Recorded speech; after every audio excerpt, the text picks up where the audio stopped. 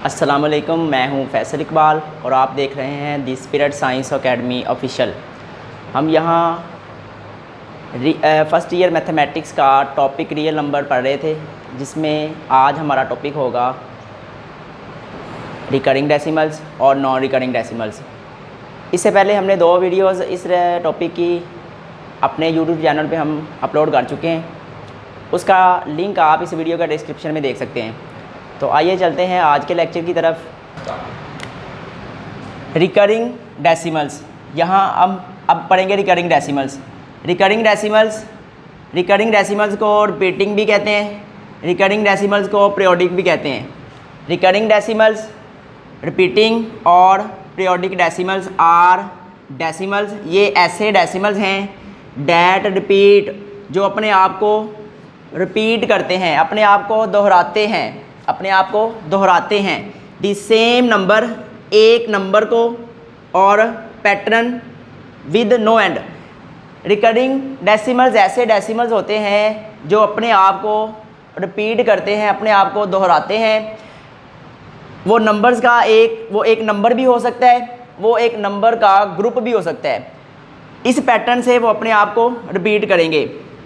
यानी recurring decimals ऐसे decimals हैं जो अपने आप को बार बार सेम नंबर के साथ या नंबर्स के एक ग्रुप के साथ रिपीट करते हैं। मिसाल के तौर पर हमारे पास ये लिखा हुआ है 0.3333 एंड अप टू सॉन।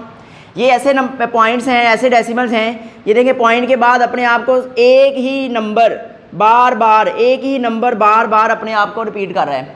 इसी तरह 0.67 एंड अप टू सॉन, 6 का एक ग्रुप, यहाँ पे 3, यहाँ 3 और एक ही नंबर यहाँ पे अपने आप को रिपीट कर रहा है, जबकि यहाँ पे 2 नंबर सेम पैटर्न के साथ अपने आप को रिपीट करते हैं। तो ऐसे नंबर जिनमें नंबर्स अपने आप को एक सेम पैटर्न के साथ रिपीट करते हैं, उनको हम बोलते हैं कि वो रिकरिंग डेसिमल्स क्या। Recurring decimals can also be written in rational form. जितने भी रिकरिंग डेसिमल्स होते हैं जो अपने आप को रिपीट करते हैं सेम पैटर्न के साथ, हम उनको रैशनल नंबर्स भी कहते हैं। हम उनको कहते हैं कि इनको रैशनल फॉर्म यानी P/Q फॉर्म में लिख सकते हैं। आप कैसे लिख सकते हैं, इस बात को समझने के लिए कि कैसे रिकरिंग जो डेसिमल्स हैं वो रैशनल्स होते हैं, तो उसके लिए हम आते हैं वापस इसी एग्जांपल पे। अब यहाँ पे देखें एक ही नंबर है जो कि 3 है, वो अपने आप को एक पैटर्न के साथ रिपीट कर रहा है। तो आपने 9th क्लास के अंदर ये पढ़ा हुआ था कि अगर एक नंबर अपने आप को रिपीट कर रहा हो पैटर्न के साथ, तो हम उसको लिख सकते हैं 0 पॉइंट, उस नंबर के ऊपर बार लगा देते हैं, जिसका मतलब होता है कि वो नंबर बार बार रिपीट कर रहा है। अब हमने ये भी वहाँ पे साबित किया हुआ था कि जितने भी हमारे पास रिकरिंग नंबर्स होते हैं वो सारे के सारे हम उनको रैशनल में लिख सकते हैं। P/Q में कैसे लिख सकते थे, तो ये जो नंबर है एक ही नंबर है, इसको मैं डायरेक्ट लिखना बताऊँगा। एक नंबर है जो कि 3 है, तो हम इसको P/Q फॉर्म में कैसे लिखेंगे। अगर पॉइंट के बाद एक ही नंबर रिपीट कर रहा होगा तो हम ओवर में एक दफ़ा 9 लिख देंगे। इसी तरह अगर हमारे पास 2 नंबर रिपीट कर रहे होंगे तो हम ओवर के बाद 2 दफ़ा 9 लिख देंगे, यानी 99 लिख देंगे। तो ये चला जाएगा रैशनल्स में। इसी तरह ये भी चला जाएगा रैशनल्स में, यानी कि हम इनको लिख सकते हैं P/Q में। और ये जो है ऊपर वाला 3 नंबर ये P में से है, और ये जो है ये है Q में से, यानी P और Q फॉर्म है। और P/Q फॉर्म हमारे पास क्या होती है, रैशनल्स। इसी तरह ये P/Q फॉर्म भी क्या है, रैशनल्स। और P वाला नंबर और Q वाला नंबर क्या है, इंटीजर्स के एलिमेंट्स हैं। तो इसी तरह से यहाँ पे ये जो की पॉइंट है हमारे पास वो ये है कि जितने रिकरिंग डेसिमल्स हैं उन सारे के सारे नंबर्स को हम रैशनल P/Q फॉर्म में लिख सकते हैं। इसके अलावा द सिंबल्स 1 to 9, 1 से लेके 9 तक जो नंबर्स हैं, इन नंबर्स को न्यूमरल्स के नाम से पुकारा जाता है। MCQs में पूछा हुआ है कि 1 से लेके 9 तक जो नंबर्स हैं इनको क्या कहते हैं। नीचे 4 ऑप्शन दिए होते हैं, तो उन नंबर्स को न्यूमरल्स का नाम देते हैं। आपने ये ज़हन में रख लेना है कि 1 से लेके 9 तक के जो नंबर्स हैं उनका जो नाम है उनको कहा जाता है न्यूमरल्स।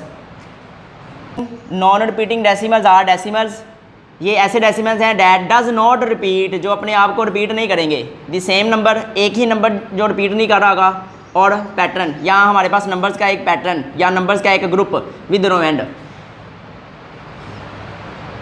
ये अपने आप को रिपीट नहीं कर रहे होंगे, लेकिन ये ख़त्म नहीं होंगे। नो एंड वो कह रहा है ख़त्म तो नहीं होंगे, पर क्या करेंगे, रिपीट नहीं करेंगे। जैसे एग्जांपल में हमने ये स्क्वायर रूट 2 लिखा हुआ है, इसमें आता है 1.4142 135 6 एंड अप टू सॉन। ये आगे अप टू सॉन चलते ही जा रहे हैं, चलते ही जा रहे हैं, रुक नहीं रहे। इनमें ना ही कोई हमें पैटर्न नज़र आ रहा है। जिस तरह लास्ट एग्जांपल में हमने पढ़ा था कि 0.3333 आ रहा था, तो वो उसमें पैटर्न नज़र आ रहा था, एक ही नंबर था जो रिपीट कर रहा था, या दो नंबर्स का एक ग्रुप रिपीट कर रहा था। पर यहाँ पे ये आ गया है 41, ये आ गया 42, ये 13 आ गया है, ये आ गया जी हमारे पास 56। तो इनमें रेपिटेशन कोई भी नहीं है, पैटर्न के साथ रेपिटेशन नहीं है। तो अगर पैटर्न के साथ रेपिटेशन ना हो तो हम उनको बोलते हैं नॉन रिकरिंग, या हम उनको कह सकते हैं नॉन रिपीटिंग। इसी तरह हमने पाई को भी पढ़ा हुआ है, तो पाई की वैल्यू होती है 3.14 15 92 65। अब यहाँ पे भी हमारे पास कोई पैटर्न नहीं है, ना ही एक नंबर का पैटर्न है, ना एक से ज़्यादा नंबर्स का कोई पैटर्न है कि जो अपने आप को पैटर्न से रिपीट कर रहे हैं। इसी तरह अगर ई की तरफ आते हैं तो ई में भी पॉइंट के बाद हमारे पास आता है 71 82 81 फिर 82। इसी तरह आगे और वैल्यूज़ आएंगी जो कि एक पैटर्न से नहीं लिखी होंगी। तो ऐसे सारे के सारे नंबर्स जो एक पैटर्न के साथ अपने आप को रिपीट ना करें, उन सारे के सारे नंबर्स को हम नॉन टर्मिनेटिंग या हम नॉन रिपीटिंग डेसिमल्स का नाम देते हैं।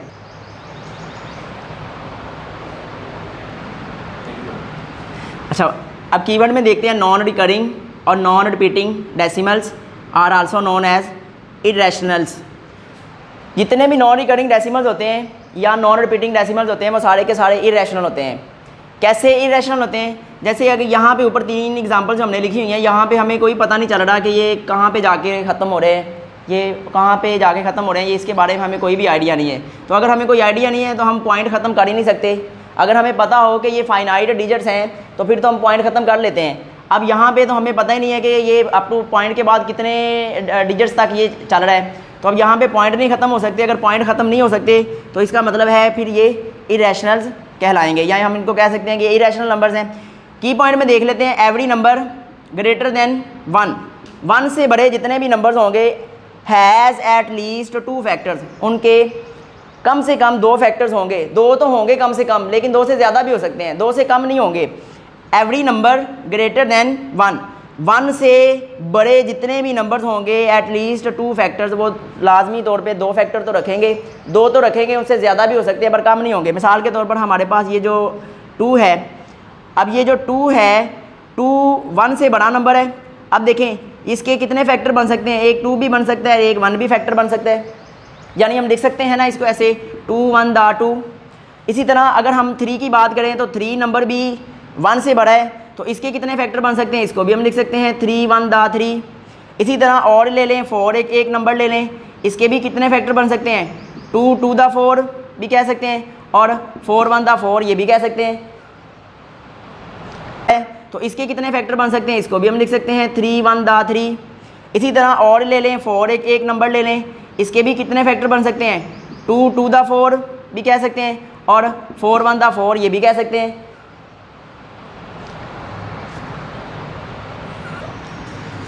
अब आते हैं कंपोजिट नंबर की तरफ। तो कंपोजिट नंबर में जाने से पहले हम ये देखते हैं कि जब हमने इस नंबर सिस्टम का पहला लेक्चर पढ़ा था तो उसमें मैंने आपको प्राइम नंबर्स के बारे में बताया था कि प्राइम नंबर्स ऐसे नंबर्स होते हैं जिनके 2 डिवाइजर्स होते हैं। तो वो सारे के सारे नंबर जिनके 2 डिवाइजर्स हों उनको हम प्राइम नंबर्स बोलते हैं। अब ये उनसे उलट है, कंपोजिट नंबर ऐसे नंबर होते हैं हैविंग मोर देन 2 डिवाइजर्स, जिनके 2 से ज़्यादा डिवाइजर्स बने। ऐसे नंबर्स जिनके डिवाइजर्स 2 से ज़्यादा बने उनको हम कहते हैं कि वो कंपोजिट नंबर्स हैं। इसके अलावा जिनके 2 डिवाइजर्स होंगे वो हमारे पास प्राइम नंबर्स होंगे। तो अब जब हमने सेट ऑफ प्राइम नंबर देखा था तो सेट ऑफ प्राइम नंबर के अंदर हमने 4 भी नहीं लिखा था, हमने 6 भी नहीं लिखा था, 10 नहीं लिखा था, 8 नहीं लिखा था, 9 नहीं लिखा था। तो आप लोगों में से तब कोई पूछ सकता था कि सर ये आपने इस सेट के अंदर ये वाले एलिमेंट नहीं लिखे, तो ये क्यों नहीं लिखे? तो ये इसलिए नहीं लिखे थे क्योंकि इनके डिवाइजर देखे 2 से ज़्यादा बन रहे हैं। 4 जो है 4 पे भी डिवाइड हो जाता है, 1 पे भी डिवाइड हो जाता है, 2 पे भी डिवाइड हो जाता है। तो इनके जो डिवाइजर्स हैं वो 2 से ज़्यादा हो गए हैं। अगर 2 से ज़्यादा हो गए हैं तो फिर इनको प्राइम तो नहीं कह सकते थे। अब 6 की अगर बारी 6 को देखें तो 6 के अंदर जो डिवाइजर्स हैं, 6 के 4 डिवाइजर्स हैं, हमने 2 की बात की हुई थी, तो ये 2 डिवाइजर्स से ज़्यादा हो गए, तो इसका मतलब है ये प्राइम नंबर नहीं है। अगर प्राइम नहीं है तो फिर इनको क्या कहेंगे, कंपोजिट नंबर कहेंगे। इसी तरह 8 की बारी आ जाती है, 8 के भी जो डिवाइजर्स हैं वो 4 हैं, 9 के 3 डिवाइजर्स हैं और 10 के भी 3 डिवाइजर्स हैं। तो ऐसे नंबर्स जिनके डिवाइजर्स 2 से ज़्यादा हो जाएं हम उनको कह देते हैं कि वो कंपोजिट नंबर्स है। तो अब हमने रियल नंबर से स्टार्ट लिया था पर रियल नंबर की डेफिनेशन तब नहीं पढ़ी थी। तो अब हम रियल नंबर की डेफिनेशन पढ़ेंगे। रियल नंबर की डेफिनेशन वो कहते हैं union of rational and irrational. Rational को और इर्रेशनल को क्या कर दें जनाब, इनको यूनियन कर दें। रैशनल को और इर्रेशनल को यूनियन कर दें। रैशनल को हम पढ़ा था कि ये इसको क्यू से कहते हैं और इर्रेशनल को पढ़ा था कि क्यू डैश से रिप्रेजेंट करते हैं। Are called real numbers. Rational को और इर्रेशनल को जब यूनियन कर देते हैं तो हमारे पास बनने वाला नंबर रियल नंबर कहलाता है। और रियल नंबर का जो सिंबल होता है उसको स्टाइलिश आर से रिप्रेजेंट करते हैं। तो हम इसको अगर मैथमेटिकल लिखें तो कैसे लिखेंगे, R is equal to Q union Q dash. तो ये हमारा था रियल नंबर का टॉपिक जिसमें हमने रियल नंबर की सारी डेफिनेशन पढ़ ली थी। रियल नंबर्स की तो 2 टाइप्स थी जिनमें हमने रियल नंबर्स के सारे के सारी इकसाम को डिस्कस कर लिए। अब इसके बाद हमारा रह जाता है कॉम्प्लेक्स नंबर। वो हम इंशाल्लाह अगले लेक्चर में उसमें आपके साथ मुलाकात करेंगे, हम उस लेक्चर को रिकॉर्ड करवाएंगे। तो अगर इसमें से किसी बच्चे को कोई भी प्रॉब्लम है, कोई भी बात समझ नहीं आई तो आप मैसेज करके पूछ सकते हैं। तो मिलते हैं इंशाल्लाह अगली मुलाकात में, तब तक के लिए अल्लाह हाफिज़।